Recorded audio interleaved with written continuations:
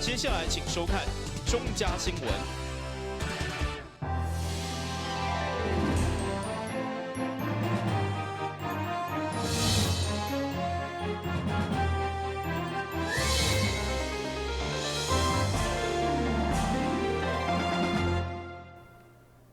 另外是各界欢迎收看中嘉台南地方新闻。台南市议员选举区伫4当前改成13以后，不但扩大范围，而且有的区域席次嘛增加。实施到今，因为地方有无同的声音，所以议会临时会特别针对选区划分进行专案报告，希望民政局纳入各界意见来做调整。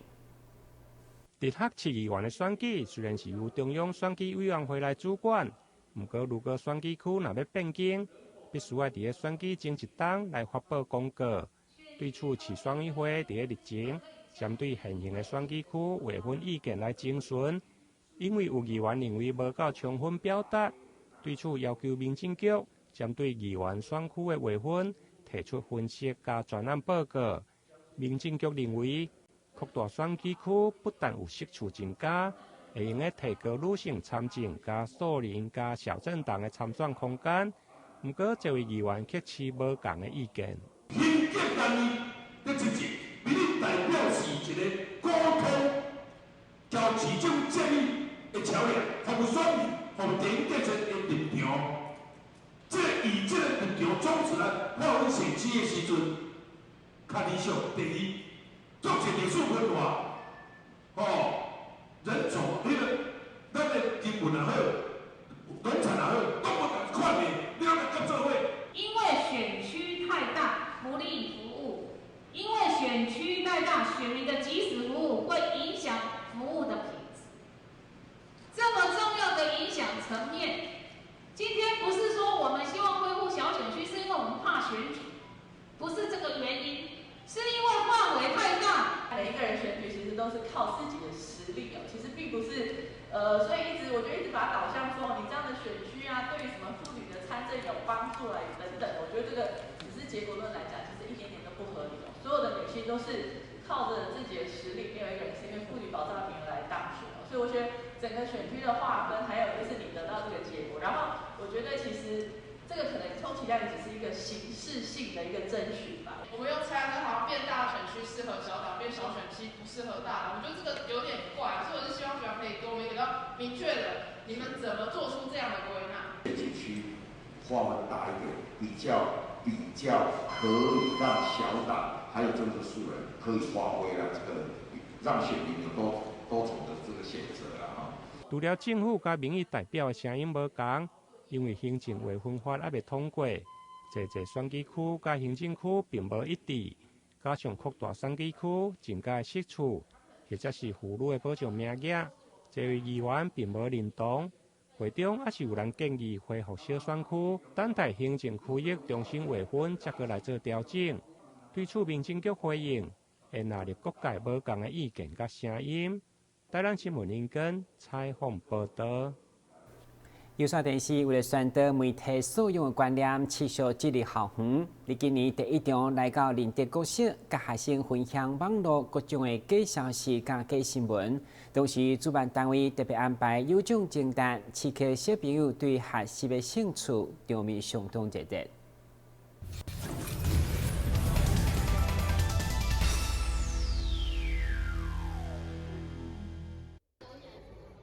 有线电视伫去年总共办理6场媒体视察宣导活动，成立各社区、校园，甲民众分享各种辨识查证真假消息的小撇步，得到真侪回响。2021年的第一场媒体视察活动，就选定伫咧台南市仁德国小登场。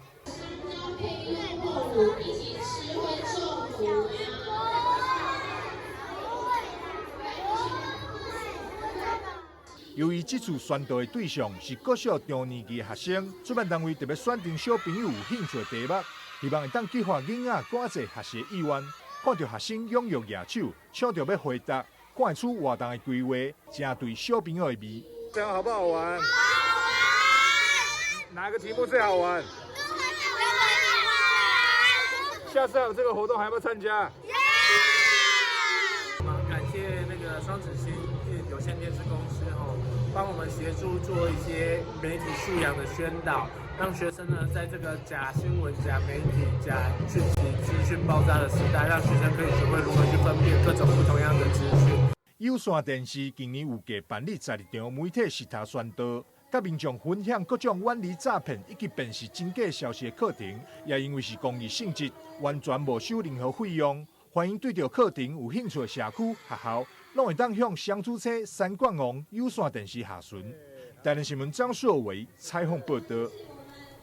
过去参访技术型的高中，拢是以高中生为主。不过，淡市对去年开始提升到国小阶段，今年经扩大邀请淡大学附设高中等19间高中级，提供83间国小学生来参访。透过镜头，做来看小学生以贴砖仔模型来学习土木营造体验。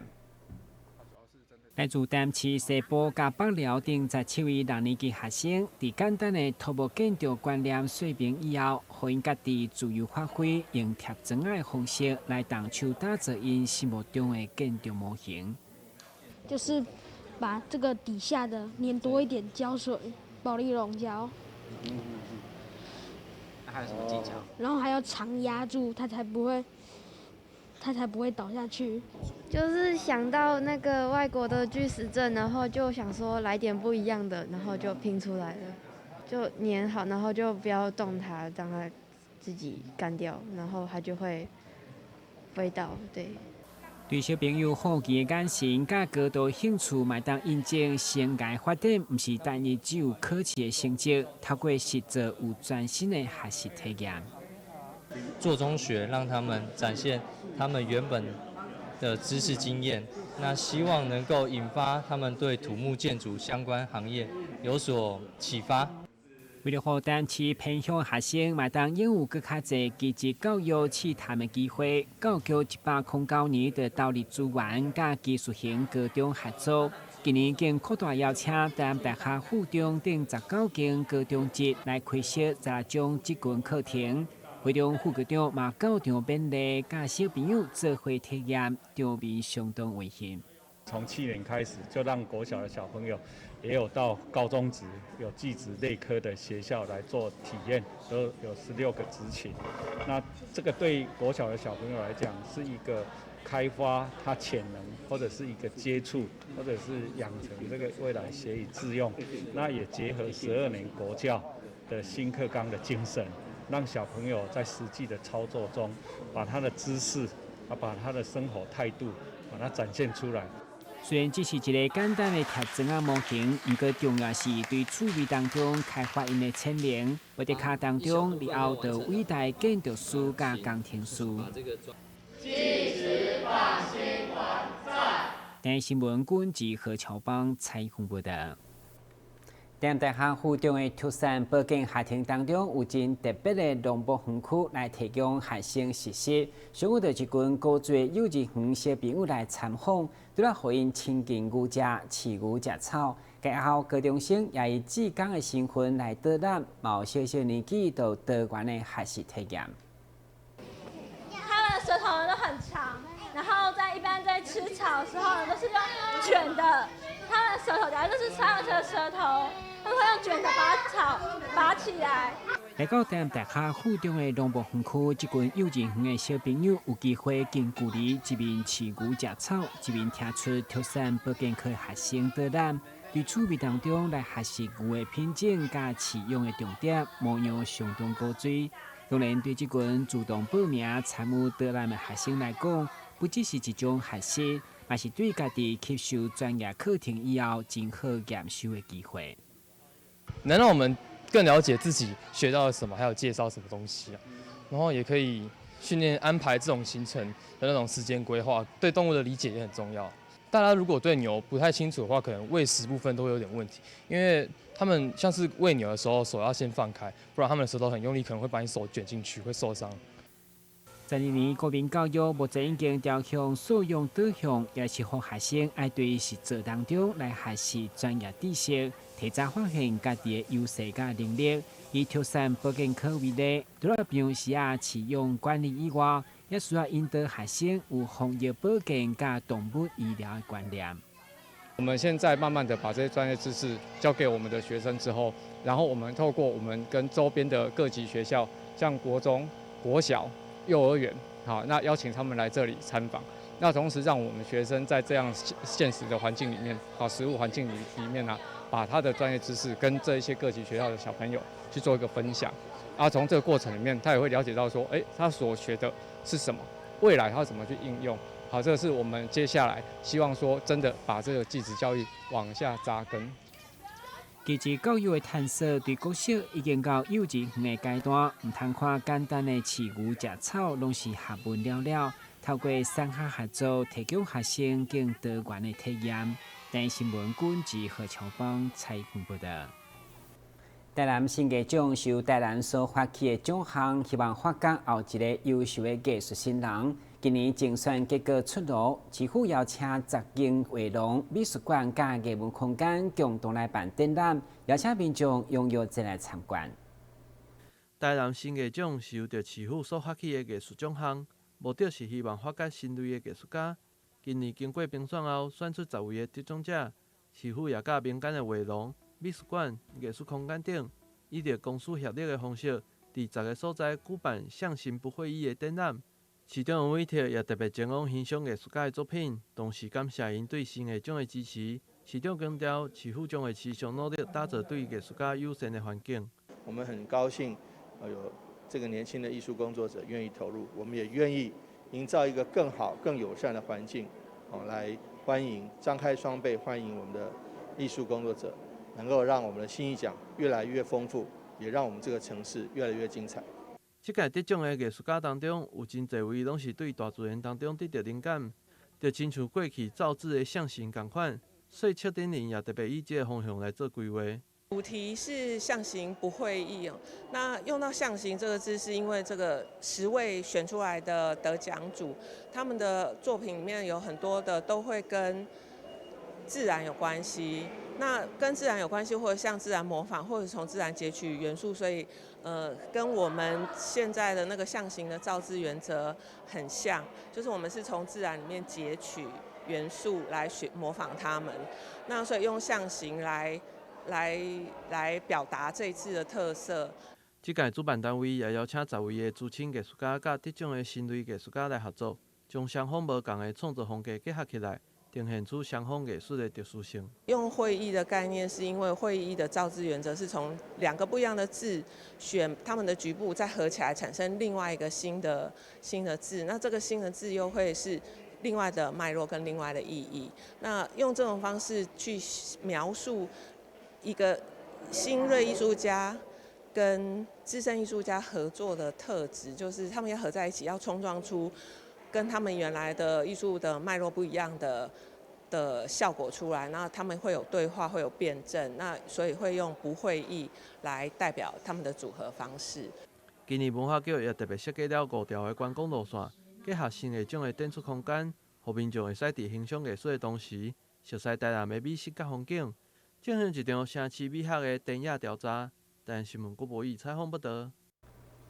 国际知名的绘本作家小林里，其中有一本作品《台湾风之旅》，代表写台湾的过去甲现在。据我了解，当初伊伫创作时嘛来过台南，所以市府为了让更较侪小朋友会当感受在地故乡的水，将举办校园巡回展览。